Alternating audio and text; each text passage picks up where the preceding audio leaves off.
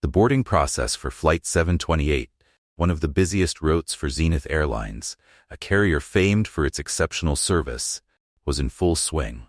Among the passengers blending into the crowd was Jonathan Ryder, the CEO of Zenith Airlines and a stakeholder in multiple aviation ventures. Jonathan had decided to step away from his corporate world briefly to experience what his customers encountered in economy class. This wasn't just a professional exercise for him, it was personal. His company's reputation and his values of fairness and excellence were on the line. Dressed in understated casual clothes and carrying nothing to reveal his high status, Jonathan hoped to remain unnoticed. His goal? To evaluate Zenith Airlines' promise of stellar service through the lens of a typical passenger. At the check-in counter, Jonathan arrived early, blending seamlessly into the bustling crowd. While most passengers didn't pay him any attention, he caught the occasional curious glance. He knew the look all too well, subtle, skeptical, and occasionally dismissive, as if wondering if he belonged in such a space. He moved through security without incident, brushing off the faint unease that came with being scrutinized by staff accustomed to spotting VIPs. Once he boarded the plane and found his seat, Jonathan settled in, quietly observing the crew's behavior and how they interacted with passengers. Jonathan hoped the flight would affirm the dedication to quality he demanded from his employees. Perhaps he might even find opportunities for improvement. Yet a subtle tension hung in the air. Each time his eyes met those of the flight attendants, particularly a crew member named Laura, there was a flicker of something unwelcoming. As passengers continued to board, Laura worked her way through the cabin, assisting with luggage and checking tickets. When she reached Jonathan's row, her demeanor shifted noticeably. Instead of the warm, practiced smile she had offered others, her expression hardened. "Sir, are you sure you're in the correct seat?" she asked, her tone clipped, scanning him as though he might be in the wrong place. Jonathan calmly nodded and handed her his ticket without a word, maintaining a polite smile. Her gaze lingered for a moment longer than necessary, as though searching for a reason to question him further.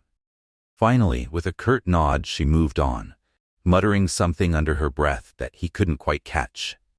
Jonathan dismissed the encounter, chalking it up to the stress of a demanding job. He returned to his observations, watching Laura and the rest of the crew interact with the other passengers. He noted their smiles, their warmth, their professionalism, all of which seemed to dissipate the moment Laura's gaze landed on him again.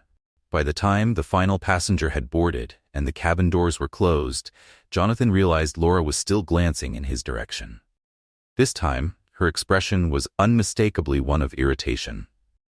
Once the plane had taken off, Laura began the in-flight service. But when she reached Jonathan's row, she hesitated again, her demeanor cool and distant.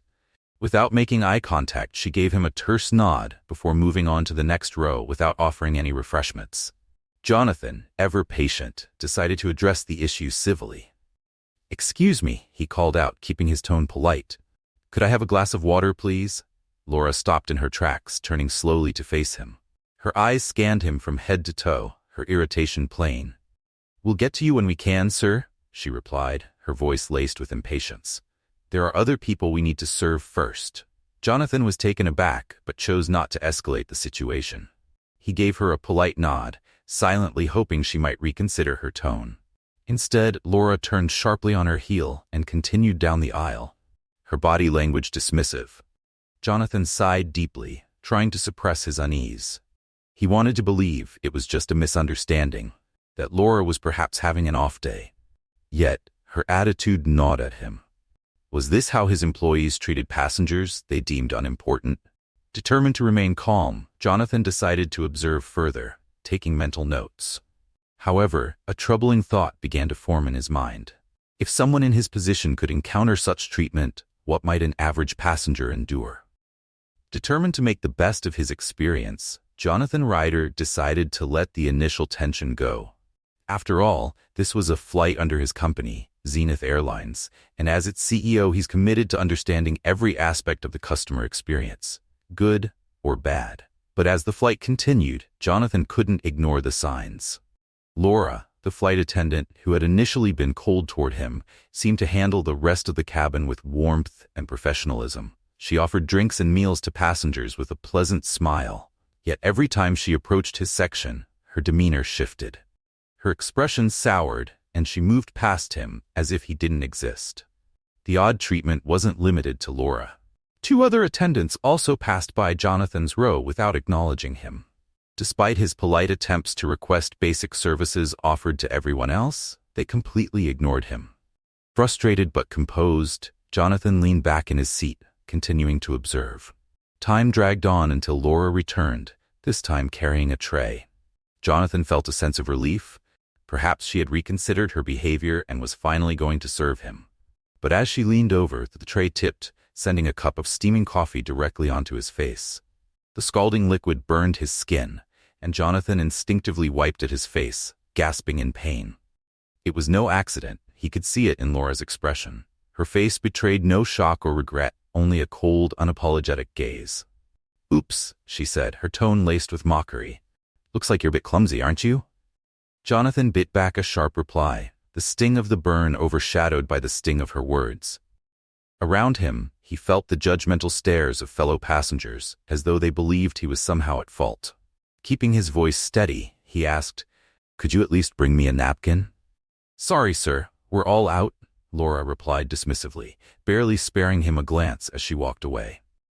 The surge of anger Jonathan felt was tempered only by his deep resolve to understand the reality of his airline's service. He had always emphasized professionalism, respect, and kindness as cornerstones of Zenith Airlines. Yet here he was, being treated as less than any other passenger. It was an affront to every value he held dear. Jonathan sat in silence, the pain on his face serving as a stark reminder of why he had chosen to undertake this flight. Each small insult, the hostility, the cold stares, the refusal of basic courtesies, added up to something much darker than he had anticipated. He realized this was no isolated incident. Laura's behavior wasn't just unprofessional, it was deliberate, and the quiet complicity of the other crew members made it clear that this wasn't about one person's bad day. Jonathan knew he had to continue observing, holding back his true identity until the right moment. If this was the treatment his own airline allowed, then there were deeper issues to uncover. For now, he bided his time, waiting to reveal himself. As he sat there, his face still stinging from the coffee spill, he noticed a new figure approaching. Another steward named Greg began distributing meals. Jonathan raised his hand, hoping to finally receive something to eat. Greg paused, looked at Jonathan with barely concealed disdain, and then walked on as if he hadn't seen him at all. Jonathan's stomach growled in protest, but he swallowed his frustration, determined to stay calm. The pattern was undeniable now. Each slight chipped away at the courteous demeanor he had maintained, but he reminded himself of his purpose: to uncover the unvarnished truth. As Greg moved down the aisle, Jonathan leaned back, reflecting on what he had witnessed so far. The flight had become an unsettling journey into the very culture of his company, a culture that he now realized might be far from the values he had built it upon. This wasn't just about his experience anymore. It was about the broader implications for every customer who trusted Zenith Airlines. Jonathan knew change was inevitable, and he was determined to be the catalyst. But for now, he observed, quietly enduring every indignity, knowing that the moment to act would come soon enough. Every cold response and dismissive look from the crew wore away at the composure Jonathan Ryder had carefully cultivated over years of leadership. After a few minutes of trying to stay patient, he decided to make another attempt. As Greg, the steward who had ignored him earlier, walked past on his return trip, Jonathan called out politely, "Excuse me, sir. May I get something to eat?" Greg stopped and turned to face him, his expression hardening into a mask of indifference. "Sorry, we're out of meals," he said flatly, his tone devoid of empathy. "You should have asked earlier." Jonathan glanced down the aisle, noticing meals still being handed out to other passengers. He bit back his frustration and simply nodded, choosing not to escalate the situation. As Greg walked away, a troubling realization began to take shape in Jonathan's mind. How often did his employees treat passengers like this? He had built Zenith Airlines on principles of respect, inclusivity, and care, But what he was experiencing now was the polar opposite. Sinking into his seat, Jonathan observed Greg continuing his rounds, the steward's demeanor visibly more pleasant with other passengers. Jonathan could see it, the subtle smirks, the glint of amusement in the crew's eyes as they disregarded him. It was as though they took satisfaction in withholding basic courtesies. Even worse, there seemed to be an unspoken understanding among the staff that Jonathan was somehow a problem, someone unworthy of their respect. His patience was wearing thin, but he reminded himself of the purpose of this flight. He had come here to uncover the truth, and now that it was revealing itself, he knew he had to endure every uncomfortable moment to fully grasp the scope of the issue. As he silently gathered his thoughts, Laura appeared again at his row. Jonathan glanced up, hopeful for even a small gesture of professionalism. But her expression was anything but kind. Her lips curled into a smirk, and without a word, she placed a cup of water on the tray in front of him with exaggerated care. The water sloshed over the edge, spilling onto his lap. "Careful now, wouldn't want to make a mess," she said, her tone dripping with mockery. "Though it seems like you're used to it." Jonathan felt the cold water soak through his pants, the chill amplifying his humiliation. But he kept his composure, meeting Laura's gaze with calm determination. He searched her expression for any hint of regret, some flicker of realization that her behavior was out of line. Instead, her smirk only deepened before she turned and walked away, leaving him drenched and humiliated. The other passengers avoided his gaze, their discomfort palpable. Some looked away as though embarrassed by the scene, others seemed reluctant to involve themselves in the open hostility. Jonathan wondered briefly if any of them would have stepped in if they knew who he really was. But then it struck him. This was the point of his incognito journey. They didn't know, and their reactions were as much a reflection of human nature as the crew's actions. Hours dragged on, and the hostile treatment showed no signs of abating. Laura and Greg continued to pass by his row, making their rounds, yet each time they ignored him entirely. Even when Jonathan tried to ask for a napkin to dry himself, his requests went unanswered. The wet fabric clinging to his skin added a physical discomfort to the growing frustration in his chest. But it wasn't just about being ignored. It was the deliberate, calculated nature of their actions. They treated him as though he were invisible, someone who didn't matter. By the time the meal service was nearing its end, Jonathan's stomach ached with hunger. He had long since given up hope of being served. Yet Laura approached once more, this time holding a fresh tray of food. She stopped beside him, her expression oozing disdain. With a theatrical flourish, she placed the tray on the edge of the seat back in front of him and leaned in close. "Don't suppose you're still waiting for food, are you?" she asked, her voice steeped in contempt. Jonathan said nothing, meeting her gaze with quiet intensity. Her words hung in the air, the mockery clear. This wasn't just unprofessionalism, it was cruelty. And as Laura chuckled under her breath and moved on, Jonathan's resolve solidified. This flight had become a test of his patience and principles, but more importantly, it had revealed cracks in his company's culture that he could no longer ignore. The disrespect he had endured wasn't just about him. It was about the values Zenith Airlines claimed to stand for. And for the sake of every passenger who put their trust in his airline, Jonathan knew change was not optional. It was inevitable. Jonathan Ryder didn't react to Laura's taunts, keeping his gaze steady and fixed on her with a calm intensity.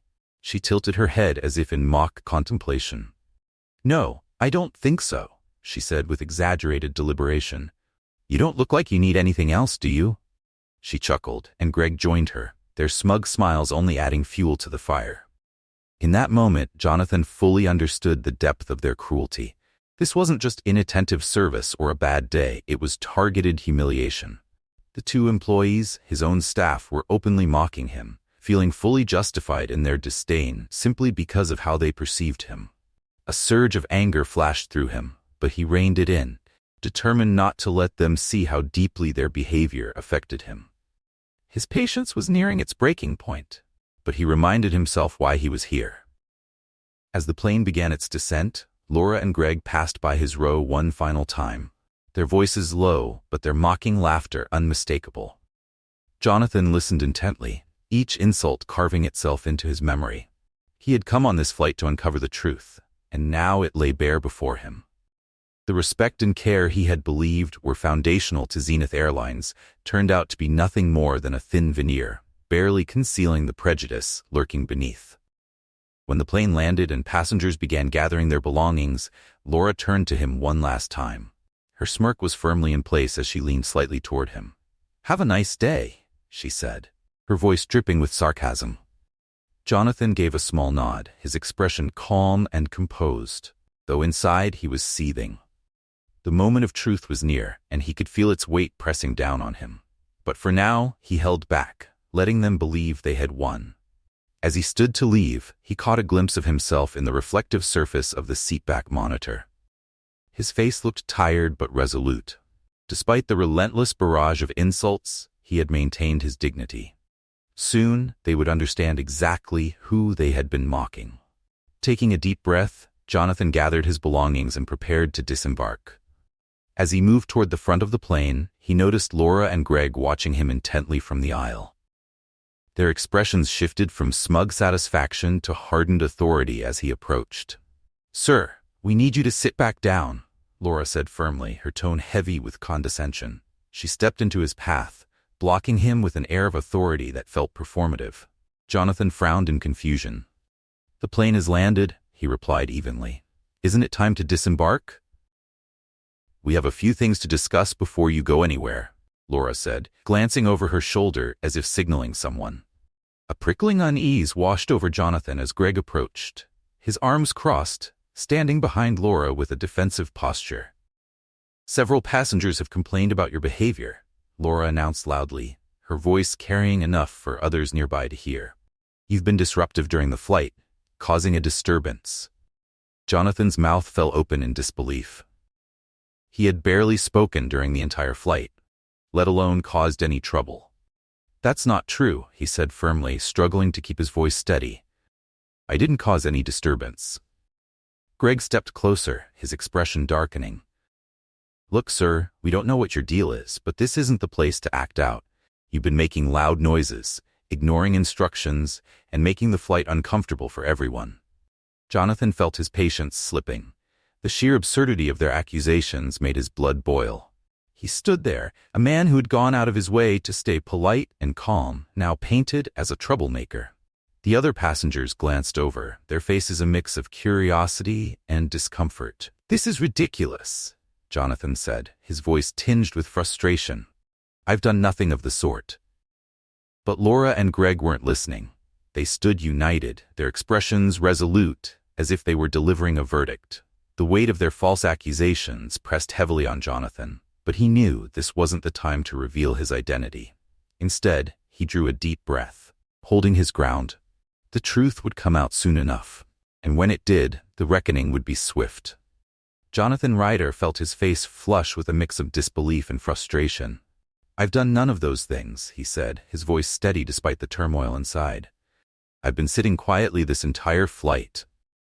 Laura sneered, her expression dripping with mockery. "That's not what we've been told." "Your behavior has been disruptive," she said coldly. "We're asking you to cooperate, or we'll have to involve security." Jonathan clenched his jaw, trying to stay composed as he felt the weight of the passengers' stares.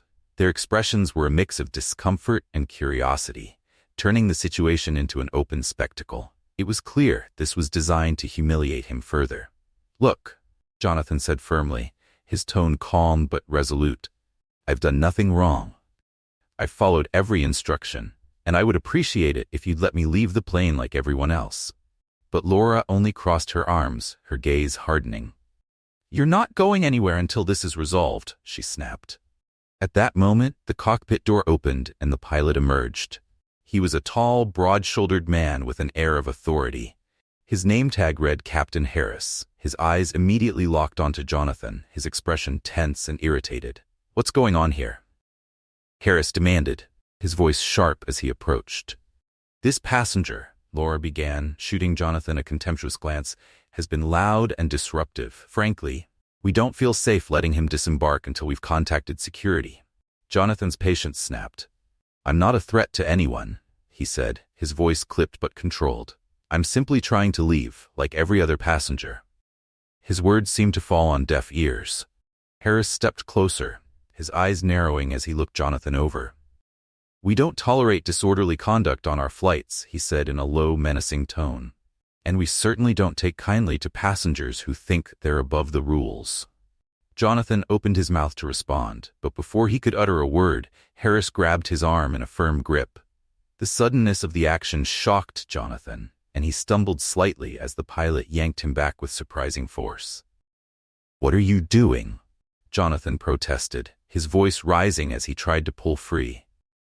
"Stop resisting," Harris growled, tightening his grip. His eyes flashed with anger as he shoved Jonathan back into his seat with authority. "You were given a direct instruction to remain seated, and now you're refusing to comply. This behavior is unacceptable." Jonathan's heart pounded as the weight of the situation sank in. This wasn't just hostility anymore. It was aggression, a calculated power play to humiliate and subdue him. "Please," Jonathan said, his voice strained but steady. "I'm just trying to leave." Harris ignored him, gripping his arm even tighter. Before Jonathan could fully process what was happening, Greg appeared, holding a pair of handcuffs. His face was a mask of cold detachment. "Since you're refusing to cooperate, we'll have to restrain you," Greg said, his tone devoid of empathy. Jonathan stared at him in disbelief, his mind racing. This wasn't just humiliation anymore. This was outright abuse. He had come on this flight to observe, to understand the experiences of his passengers, but now he was being treated like a criminal. Before he could protest further, Greg snapped the handcuffs onto his wrists. The cold metal bit into his skin, the sensation only adding to his humiliation. Jonathan winced as a wave of anger and shame washed over him. "Stay there," Greg said smugly, stepping back as if to admire his work. "Maybe now you'll understand the consequences of causing a disturbance." Jonathan clenched his fists, the handcuffs digging painfully into his skin. He had done nothing to deserve this treatment, nothing to warrant such cruelty. But to them he wasn't a person. He was an inconvenience, someone unworthy of respect. Harris gestured sharply. "Lie down on the floor," he commanded, his voice harsh and uncompromising. Jonathan hesitated, looking around for any sign of support or intervention, but the other passengers only averted their eyes. Reluctantly, he complied, lowering himself to the floor of the plane. The cold surface pressed against him as he lay there, humiliated and restrained on his own airline. The weight of the cuffs on his wrists mirrored the crushing realization in his mind. This wasn't just about him. This was about a culture within his company that had gone unchecked. But as much as they sought to humiliate him, Jonathan knew one thing for certain: this moment would not define him. In time, they would see the truth, and justice would follow. "You're staying down there until we say otherwise," Captain Harris barked, his voice sharp and unyielding. Jonathan Ryder hesitated, a flicker of defiance rising within him. But one glance at the cold intensity in Harris's eyes told him there was no room for resistance. Reluctantly, he lowered himself onto the floor, the cold surface pressing against him as the handcuffs bit into his wrists with every small movement. As he lay there, exposed and humiliated, Jonathan could hear the hushed whispers of passengers nearby. Their murmurs were filled with curiosity and shock, but no one spoke up, no one challenged the crew. He was utterly alone, left to endure his suffering in isolation. Every time Jonathan tried to adjust his position, Greg would appear, delivering a painful shove or kick to keep him still. "Stay put," Greg snarled, his tone dripping with contempt. "You're not going anywhere until we decide." Jonathan clenched his teeth, the pain and indignity blending into a fiery rage within him. This wasn't just about his experience. It was about uncovering the truth about Zenith Airlines service. Now he had it laid bare before him in its most brutal form. Time slowed to an agonizing crawl. Each second felt like an eternity as Jonathan lay there, the ache in his limbs growing sharper, the sting of the handcuffs relentless. The whispers of the other passengers grew fainter, their murmurs dissolving into the background noise of people gathering their belongings. Through it all, Jonathan focused on one thought: the certainty that soon they would understand the full magnitude of their mistake. After what felt like hours, the intercom crackled to life, announcing that the plane had landed and passengers could prepare to disembark. Jonathan waited, hoping for even a sliver of dignity, the chance to stand and leave like everyone else. Instead, Harris and Greg exchanged a glance, their faces twisted with satisfaction. "You stay right there," Harris said, his voice calm but dripping with malice. "We'll let security deal with you when we land." Jonathan felt a surge of anger rise within him, but he forced himself to remain calm. He knew his moment of revelation was approaching. Soon, they would see him for who he truly was. For now, he endured, his resolve unshaken. As the plane came to a full stop, Jonathan lay on the cold, hard floor, his mind racing with the weight of everything he had experienced.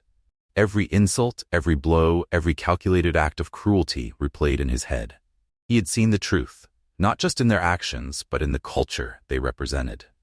The minutes stretched on as passengers began to disembark. Jonathan could hear the distant shuffle of feet and the soft thuds of luggage being pulled from overhead compartments. Around him, the voices of passengers lowered into whispers, their discomfort with the unfolding injustice palpable. Yet no one dared intervene. Jonathan drew a deep breath, steadying his mind. This was the ultimate test, a descent into cruelty and disdain that stripped him of his dignity and left him vulnerable. Yet, he reminded himself why he had embarked on this journey, to see the experience of an everyday passenger through their eyes. But he had never anticipated this, a level of contempt and dehumanization that went against every principle Zenith Airlines was built upon. Each time Jonathan shifted slightly to ease the pressure on his wrists, Greg was quick to notice. A kick to his side or a sharp shove followed, each act delivered with an almost gleeful cruelty. Jonathan could feel their disdain radiating from every move, their satisfaction at seeing him suffer. He gritted his teeth, his anger building with each insult and indignity. They didn't see him as a person, just an inconvenience to be dealt with. As the last passengers filed out of the cabin, Jonathan lay still, his breath steady. The murmurs faded into silence, replaced by the crew's hushed conversation as they prepared for security to arrive. Jonathan felt the weight of their judgment and the complicity of the silent passengers who had witnessed his humiliation but chose to do nothing.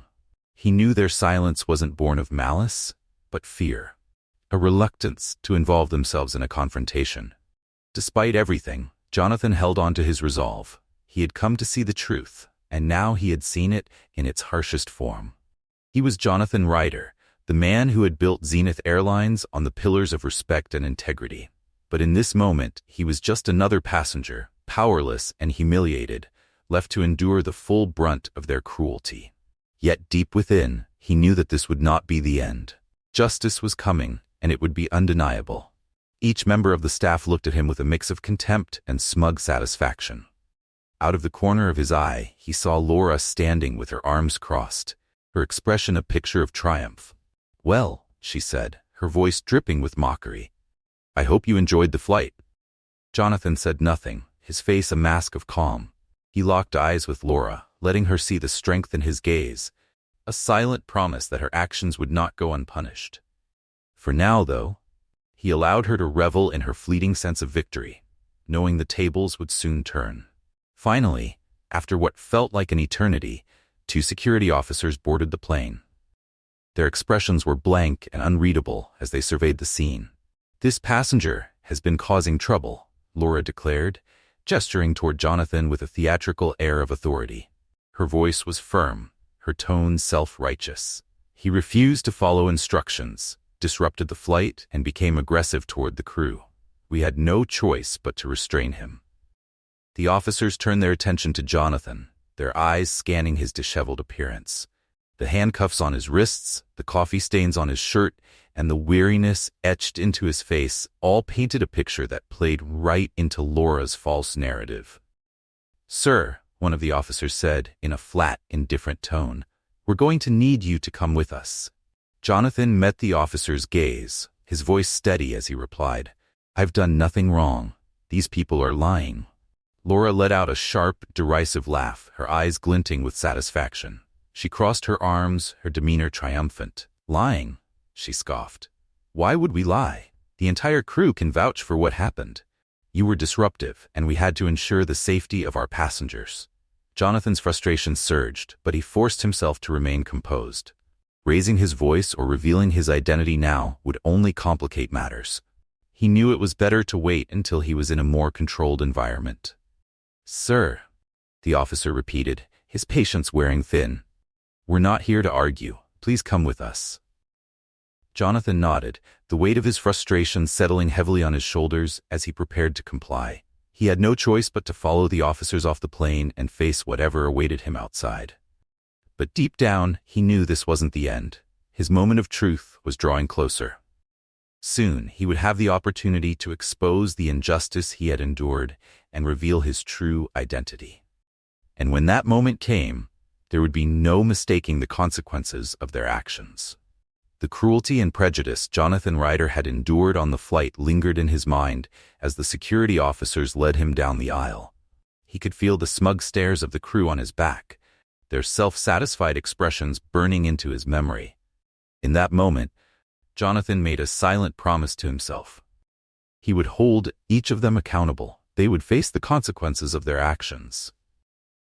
As the officers escorted him down the steps onto the tarmac, the cold air bit into his skin. The chill felt liberating, a stark contrast to the stifling hostility he had endured.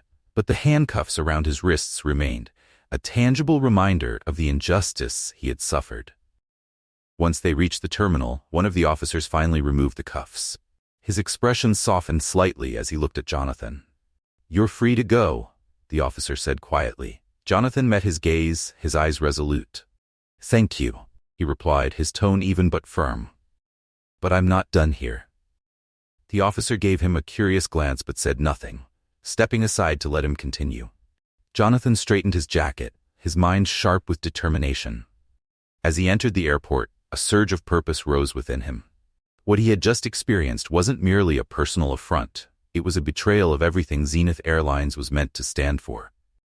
He owed it not only to himself, but to every passenger who had ever been subjected to similar treatment, to expose the truth. Jonathan moved toward the airline's office inside the terminal, his thoughts racing with the weight of what lay ahead. This was no simple confrontation. The actions he was about to take would have consequences, shaking the very foundation of the company he had built. But he knew such change was necessary. Only by confronting the darkness within his organization could he hope to bring about meaningful reform. As he approached the office, Jonathan took a deep breath, steeling himself for what was to come. The staff inside looked up as he entered, their expressions shifting from curiosity to disbelief. They didn't recognize him, didn't know who he was or why he was there, but they were about to find out. Jonathan strode to the reception desk with quiet confidence. He pulled out his identification and held it out to the receptionist, his expression calm and resolute. "My name is Jonathan Ryder," he said, his voice steady and unwavering. "I'm the owner of this airline, and I need to speak with whoever is in charge, immediately." The receptionist's eyes widened in shock, her face paling as she processed his words. She stammered out a response, her voice now laced with respect and urgency. "Of course, Mr. Ryder," she said, quickly gesturing for him to wait as she picked up the phone. She spoke in hurried tones, making a call to summon the top manager on duty. Jonathan waited in the quiet office, his heart pounding. The anger and humiliation he had felt on the flight were still fresh, but now they were tempered by resolve. He knew this was only the beginning of a long, difficult journey. Bringing the truth to light would not be easy, but it was necessary. Justice demanded nothing less.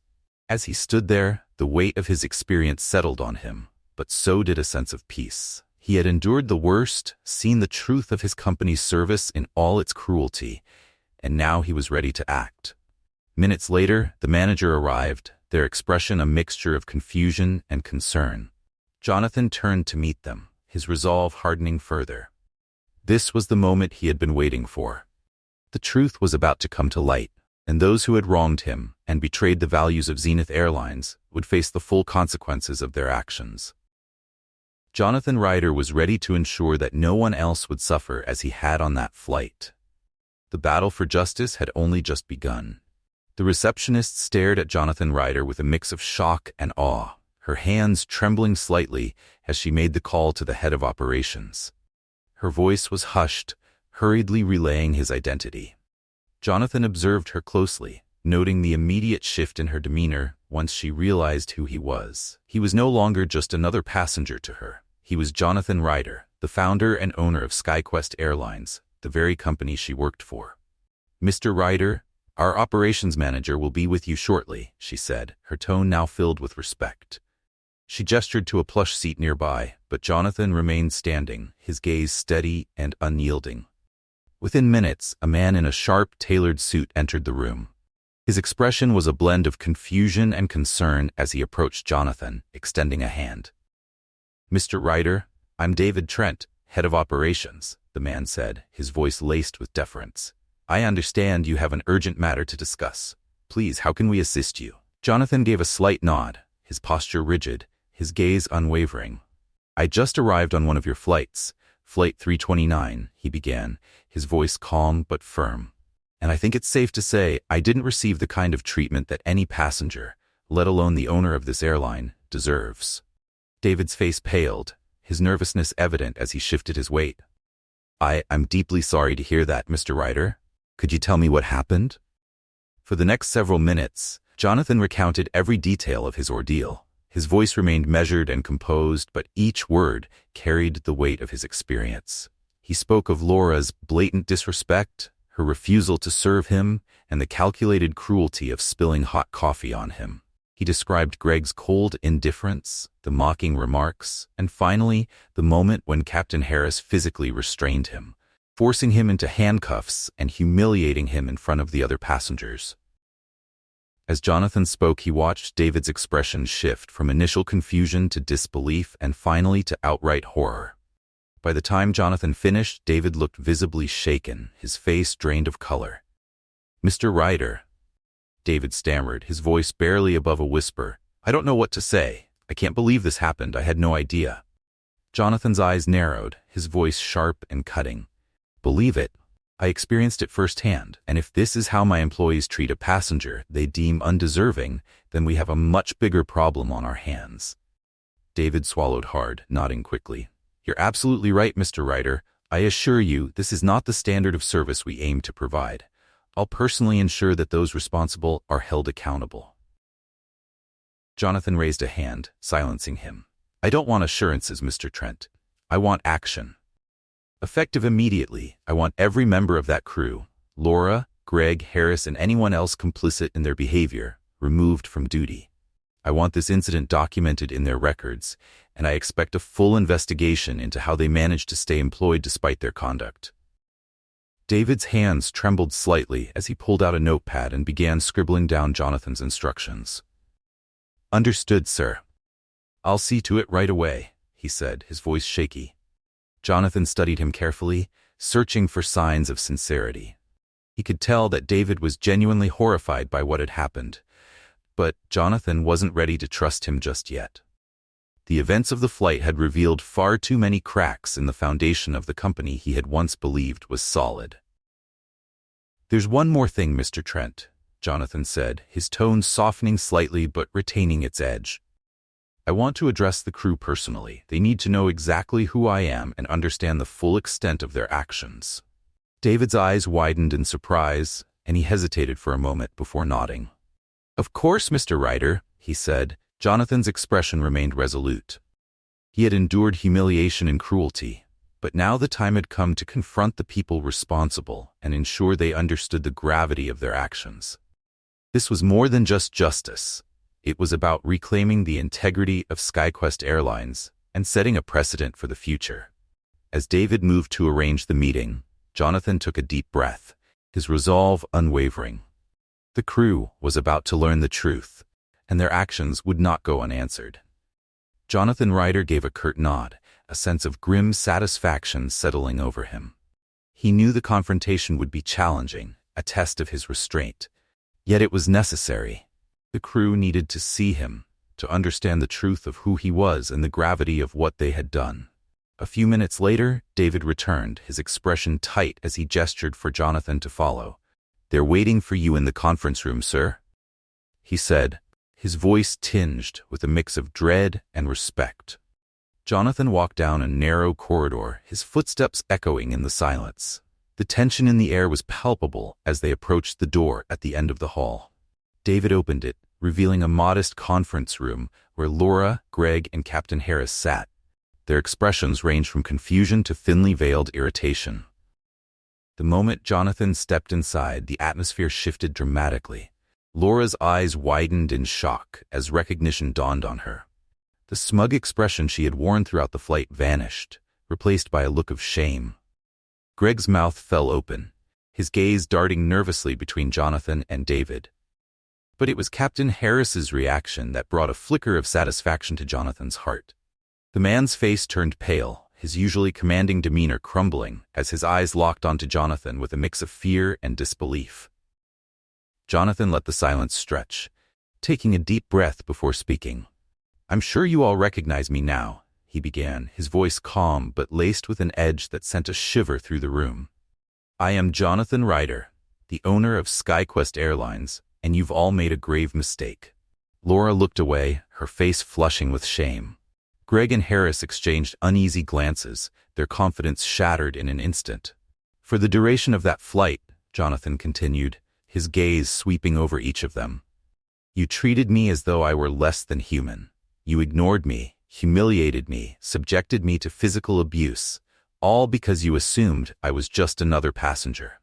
He paused, letting his words sink in. The weight of his accusations was evident in the crew's faces as they absorbed the magnitude of what he was saying. "You thought you could act with impunity," Jonathan said, his voice sharper now, "that there would be no consequences for your actions, but you were wrong." Harris cleared his throat, his voice trembling as he tried to explain. "Mr. Ryder, if I had known—" Jonathan cut him off with a sharp gesture. "It shouldn't matter who I am," he said, his tone icy. "Whether I'm the owner of this airline or an ordinary customer, I deserve the same respect and courtesy as anyone else. Instead, you chose to treat me, and by extension, anyone who doesn't meet your narrow standards, as disposable." Laura's face crumpled, her eyes brimming with tears. "Mr. Ryder, please," she stammered, her voice shaky. "I didn't mean, I thought." Jonathan raised his hand, silencing her. "Spare me your apologies," he said coldly. "They mean nothing. Your actions have spoken louder than any words ever could." Greg shifted uncomfortably in his seat, his face pale. Is there anything we can do to make this right?" he asked hesitantly. Jonathan's eyes narrowed, his voice cutting through the room like ice. "There's nothing you can do to undo what's been done, but there will be consequences." He let the silence hang for a moment before delivering the final blow.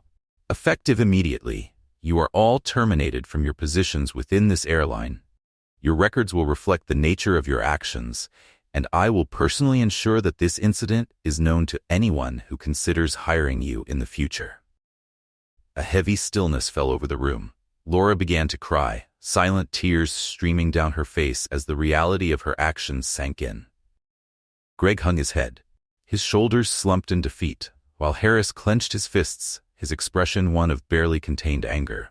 Jonathan stood firm, watching them with a sense of justice settling over him. He had endured their cruelty, their humiliation, but now he had reclaimed his dignity. "This company will not tolerate behavior like yours," Jonathan said, his voice resolute. "Not now, not ever." Jonathan Ryder had revealed the truth about who he was, and he knew it was a truth the crew would never forget. As he turned to leave the conference room, his voice firm and final, he addressed the group one last time. "I hope this serves as a lesson," Jonathan said, his tone resolute. "Every passenger who boards a SkyQuest flight is deserving of respect, no matter their appearance or background. I will not tolerate anything less." With that, he exited the room, his heart heavy, but his resolve stronger than ever. He understood that the battle for change within his airline was far from over. There was still much work to be done to eradicate the prejudice and cruelty that had taken root within his organization. But Jonathan was ready to face that challenge. He would rebuild SkyQuest Airlines on a foundation of respect and integrity. As he walked away, a sense of peace began to wash over him. He had witnessed the worst of human behavior on that flight, but he had also found the strength to rise above it. Justice had been served, and for Jonathan Ryder, the journey was only beginning. Leaving the conference room with purposeful strides, Jonathan felt the weight of his decision settling firmly in his mind. Every detail of his ordeal on Flight 329 was etched into his memory. Hours of humiliation, disdain, and hostility at the hands of his own employees, individuals he had trusted to uphold the values of his airline. Yet now, he had reclaimed his dignity, and accountability was being enforced. As he walked down the corridor, his assistant approached, her expression a blend of concern and respect. "Mr. Ryder," she said, her tone steady, "I've arranged for a car to take you to your hotel. Is there anything else you need right now?" Jonathan shook his head, offering her a brief but appreciative nod. "No, thank you. I'll handle things from here." With a heavy heart but unwavering resolve, Jonathan made his way toward the terminal. His mind was already focused on the next steps. Terminating Laura, Greg, and Harris wasn't enough. The situation required a deeper response, a comprehensive investigation into the airline's standards of service, and a complete overhaul of the training protocols that had allowed such prejudice to thrive unchecked. But first, he had to take one critical step. Pausing mid-stride, Jonathan turned back to his assistant. "Get in touch with our legal team," he said firmly. "I want every measure taken to ensure that this crew faces the full consequences of their actions. Not just termination, but criminal charges where applicable. I'll leave it to the attorneys to determine the specifics." His assistant's eyes widened slightly, but she nodded without hesitation, already moving to carry out his orders. Jonathan knew this decision would draw attention, questions would arise, and media scrutiny was inevitable. But he was prepared. In fact, he welcomed it. If his experience on that flight served as the catalyst for meaningful change, then it was a story the world needed to hear. As Jonathan approached the terminal, he spotted Laura, Greg, and Harris being escorted by security personnel. Their faces were pale, etched with fear and disbelief as they struggled to process the reality of their situation. Laura's eyes were red, glistening with unshed tears. She glanced at Jonathan with a mixture of desperation and regret, as if silently pleading for some last-minute reprieve. Greg, meanwhile, was biting his lip, his face twisted with frustration. Harris's expression was one of defiance, his fists clenched tightly at his sides despite his dismissal. Jonathan met their stares with unwavering composure. He could see the unspoken pleas in their eyes, the silent requests for forgiveness that none of them dared to voice aloud. But there would be no forgiveness, not for the cruelty, the humiliation, or their complete disregard for human dignity. Laura took a tentative step forward, her lips trembling as if she wanted to speak. Jonathan's expression didn't waver. His face remained a mask of calm determination, silently conveying that there was no room for negotiation. Justice had been served, but this was only the beginning. Jonathan's resolve was clear. SkyQuest Airlines would emerge stronger, with values deeply ingrained in every employee and every flight. And the lessons of Flight 329 would not be forgotten. Laura's voice was choked with emotion as she stepped forward. "Mr. Ryder, please, I'm so sorry. I didn't know." Jonathan Ryder raised a hand, silencing her instantly. "You didn't know?" he repeated, his voice low but cutting, each word slicing through the room's heavy air. "You didn't know that a human being deserves respect, regardless of who they are? You didn't know that it's unacceptable to spill hot coffee on someone's face, to restrain them with handcuffs, to force them to lie on the floor like a criminal?" Laura couldn't meet his gaze. She looked down, her shoulders slumping in defeat. I was wrong," she stammered. "I don't know what came over me." Jonathan's eyes narrowed, his voice firm and unyielding. "What came over you was prejudice and a lack of basic decency, and you will face the consequences of your actions just like anyone else would." Greg stepped forward next, desperation etched across his face. "Mr. Ryder, please," he said, his voice trembling. "I've worked for this airline for years. I've never done anything like this before. Can't you give us another chance?" Jonathan's expression didn't waver. "One chance," he said coldly, "was all you needed to prove who you truly are. And you showed me. I trusted my employees to uphold the values of this company. You betrayed that trust." Harris opened his mouth to protest, his face twisted with anger. "This is all just a misunderstanding," he said, his voice rising in indignation. "You're blowing it out of proportion. We did what we had to do to control a disruptive passenger." Jonathan's gaze hardened, his voice colder than ever. "Disruptive?" he repeated, his tone dripping with disdain. "You created the disruption. I followed every instruction, remained calm, and asked for nothing beyond common courtesy. You treated me as less than human, and now you expect me to forgive you? Harris fell silent, his face paling as he realized his words carried no weight here. There was nothing he could say, no defense that could justify his actions. Jonathan took a deep breath, letting his gaze sweep over the three of them. His voice was steady, but carried an edge of finality. This company was built on principles of respect and integrity, principles that you have violated in the most fundamental way. Effective immediately, you are no longer employees of SkyQuest Airlines. I have also instructed our legal team to pursue any necessary charges against you for the assault and mistreatment you inflicted. A tense silence filled the room as the weight of his words sank in. Laura's face crumpled as silent tears began to fall. Her shoulders shook with a mixture of regret and desperation. Greg stared at the floor, his face pale, the realization of what he had lost hitting him like a ton of bricks. Harris clenched his fists, his jaw tight as he struggled to maintain his composure, though he was clearly defeated. Jonathan watched them, feeling a bittersweet mix of satisfaction and sorrow. He had hoped, truly hoped, that his employees would embody the values he had worked so hard to instill, that they would treat every passenger with dignity and respect. Instead, the events of this flight had exposed a darker truth, one that could no longer be ignored or forgiven. I hope this serves as a lesson, Jonathan said, his voice calm but filled with a sense of finality. Every passenger who boards one of my flights deserves respect, no matter who they are or where they come from, and I will not tolerate anything less. With that, he turned and walked out of the room, leaving them to face the consequences of their actions. His heart was heavy, but his resolve was stronger than ever. He knew there was still work to be done, that the culture of SkyQuest Airlines would need to be examined and reformed from the ground up. But Jonathan was prepared for that challenge. He was determined to rebuild his airline into one that truly reflected its values. As he walked toward the terminal exit, he felt a sense of peace wash over him.